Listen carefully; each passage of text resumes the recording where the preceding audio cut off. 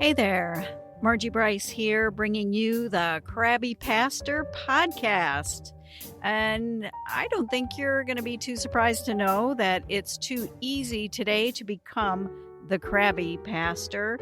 Our time together will give you food for thought to help you be the ministry leader fully surrendered to God's purposes and living into whatever it takes to get you there and keep you there. So we're talking about sustainability in ministry.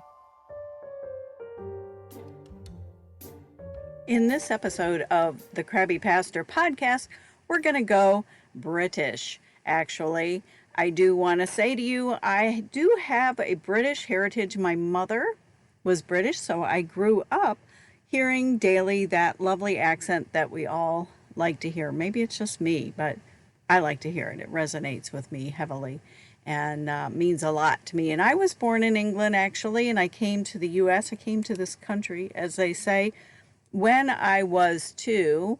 And at that point, I was saying, I'd like some tomato soup, please. So that's my British heritage. Obviously, the accent, she has gone bye-bye. Before I get into where I want to go, which is talking about The King's Speech, that is a movie out, and there's a spoiler alert. If you haven't seen it, I'm going to wreck it for you. Spoiler alert, although I don't know, I think I've seen this movie quite a few times, but it was this last time that I watched it that something just really resonated with me. Something just really hit me. Before we get into that, I want to just remind us how monarchy works. And I'm doing this. I have a friend who sometimes listens to this podcast and who will remain nameless, who said to me that she thought after Elizabeth died that William was going to be the next king. And I said, no, that's not how that works. Charles is her oldest son, so therefore he becomes the next king regardless of, popularity, ability, leadership degree, etc., etc., etc.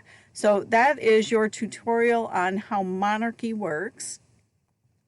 Sometimes the Brits like to see a family have an heir and a spare, they call it.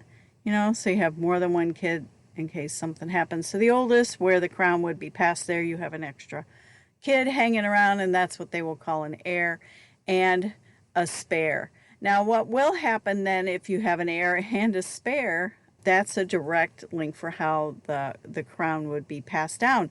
Unless, say, your oldest child starts having children, in which case then the line tracks down through their children and your spare person there is behind the children. Hopefully that makes sense. So you need to just have a brief tutorial on that. The movie, The King's Speech. Colin Firth plays Albert. Bertie is the nickname in this movie. So he is the main character, actually. And King George V is the reigning king at the time. Now, David is the oldest brother. That would have been the heir to the throne. That's why all that tutorial was plopped in here. And then Albert is the spare, actually. He's David's younger brother. But he is considered a royal with duties. So, like recently, we heard about Meghan Markle and Prince Harry, who stepped back from official royal duties. Now, you have royal duties unless you do that, unless you step back officially from them, which is what Meghan and Harry did.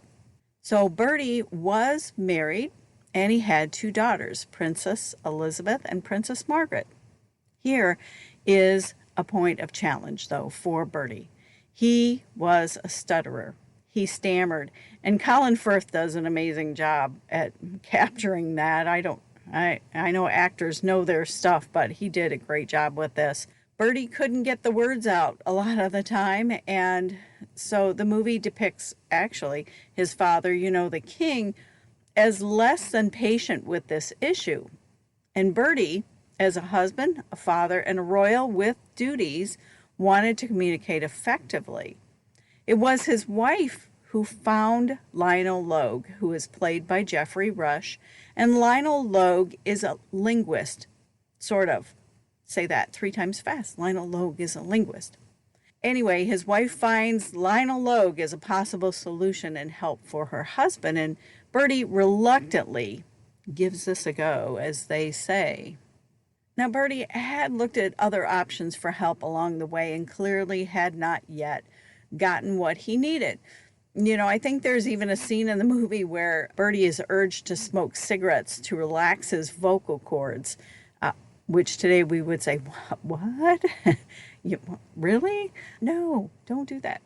Anyway, as time goes on, and under Lionel's care, trust actually in a relationship actually develops between the two men. You can tell that Bertie has never had a friend. Isn't that sad? But yeah, Bertie and Lionel start to develop a relationship. And Lionel along the way even picks up that there was indeed some childhood trauma that brought about the stammer and the stutter. We all have family of origin issues now, don't we? For sure, for sure. So at one point, though, in Lionel's process, where Bertie is getting really frustrated and impatient, they're having a big discussion because other people who found out that Bertie was in this process, other people who help manage and monitor the crown, I don't know if that's a great way to say that, but they're checking out Lionel's credentials and they can't find any. He really doesn't have any, except over the years he's helped men who came back from war to gain confidence and to speak again. And it's kind of a contentious scene between Lionel and Bertie. And Lionel has offered some support for the idea of Bertie being a great king in the future, because he's kind of in the loop a bit. Bertie shared just pieces in general, nothing specific, that suggests that David, the heir, is attempting to step over a line that should not be crossed, which would put Bertie to the throne. So bringing that up really kind of doesn't help in the contentious scene where they're arguing, and Lionel is trying to defend his process a bit, and he finally says to Bertie, just try this, and he puts some headphones on him. And again, this wasn't like today, oh yeah, get your headphones out. A lot of people have headphones for a lot of different reasons. It was pretty unique that you had headphones hanging around the house or the office. Then he asks Bertie to step in front of a microphone and read a passage. Now, the movie actually starts with a scene, or pretty early on there is a scene of Bertie at a soccer match, and he is to give a brief speech, and he stands in front of that dreaded microphone, which was brand new technology at the time, very brand new. And he is to just give a brief speech, and he can't get the words out, and people are, looking at him and trying not to be irreverent, but also feeling very awkward.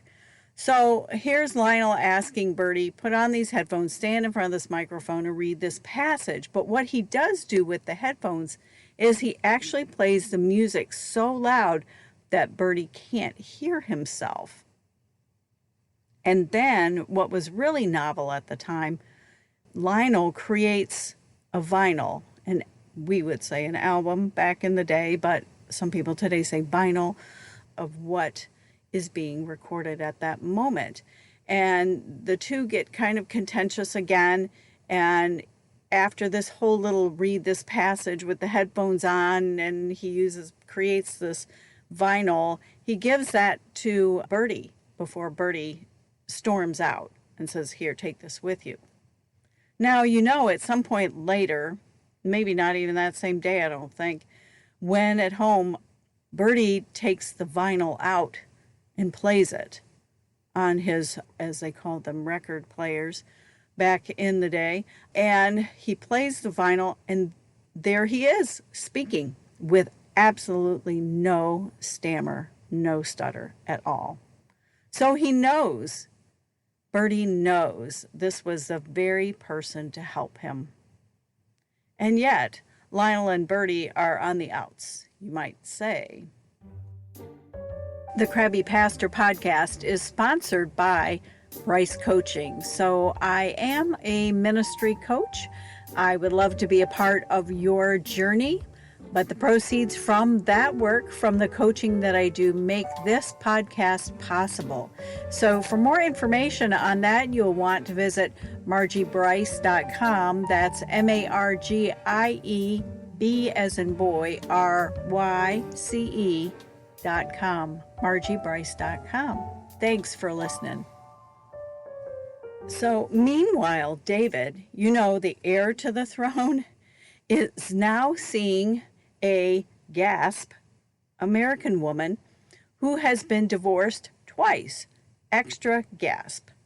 So the potential of a royal marrying someone who has been divorced would have been high on the no-no list, especially if you are the heir.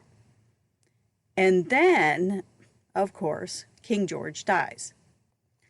This leaves everyone to actively deal with David's scenario. It's kind of like we're back to Meghan and Harry again, except Harry was not the heir to the throne, because I think Meghan was married before, and she was American and an actress. Oh my goodness. Anyway, Harry was not the heir to the throne. In fact, I think Harry would have been like fifth in line behind his older brother's children. So not exactly the same, but in the ballpark.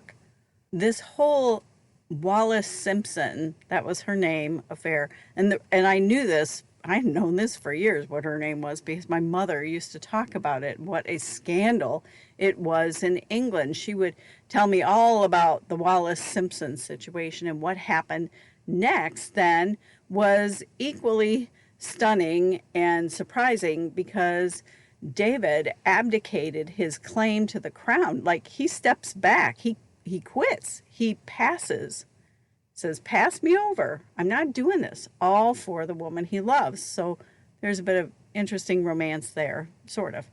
But where this leaves Bertie is next at bat, so to speak. So here you are now, king of the realm, United Kingdom, and at the time there were a lot of commonwealths connected and all of that. I don't have all of that nailed down in my mind, but it was bigger than it is now, let's say. And at that time, you go back to wireless. That's what they called it, wireless, which is what we call Wi-Fi at home, but it was the radio. It was still a fairly new medium to use. So, they would all gather around a box and listen to a voice. Go figure that. Like what you're maybe doing now, sort of, with earbuds in or something. So this brand new technology, well, okay, Bertie listened to his father give Christmas addresses for years. And now Bertie, the one with the stammering and stuttering issue, is going to be the king. And then you add into the situation what is going on historically, and that is Hitler was kind of on the rampage. So it ends up that Bertie would be the king to lead his country into war, into a conflict. And to do that, you're probably going to give a speech. And you stammer. So finally, he acknowledges that he's going to have to do something to repair the relationship with Lionel. And in the movie, Lionel had attempted to apologize, hearing about what was going on with his brother and knowing that Bertie was now going to have to step into this new place of importance. And Lionel had attempted to go to the king's offices to apologize, but you know how it is when you're trying to get in touch with the king and when people are running interference for said king. So, as you know, though, all the king-related stuff with David and the death of the king had gone public. Logue was aware of the weight and the seriousness of the situation, and he knew he could help.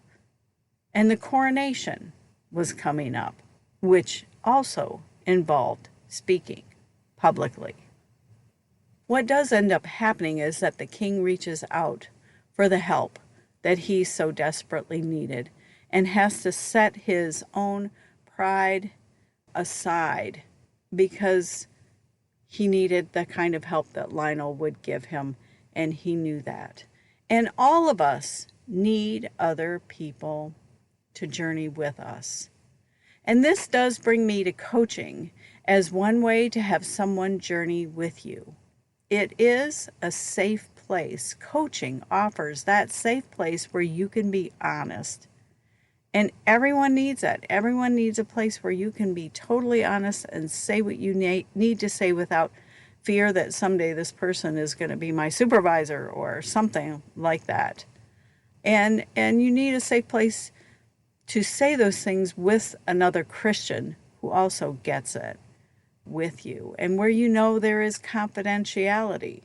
Chances are I'm probably not going to end up being your supervisor ever.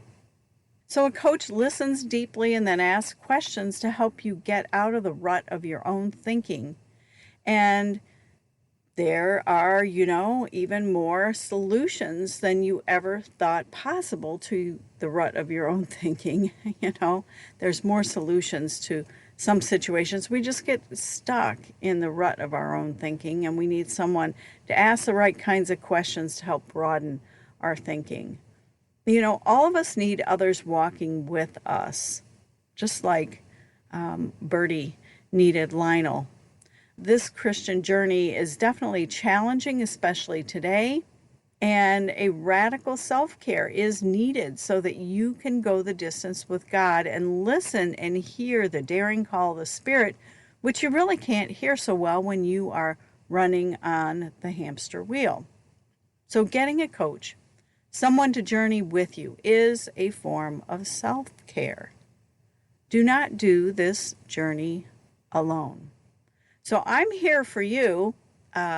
Google Bryce Coaching. Go to margiebryce.com.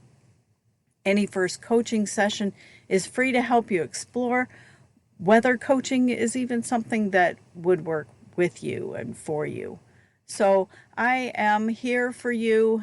And while I'm not exactly Lionel Logue, I am here to help you be the best you that you can be so that you can offer God your very best.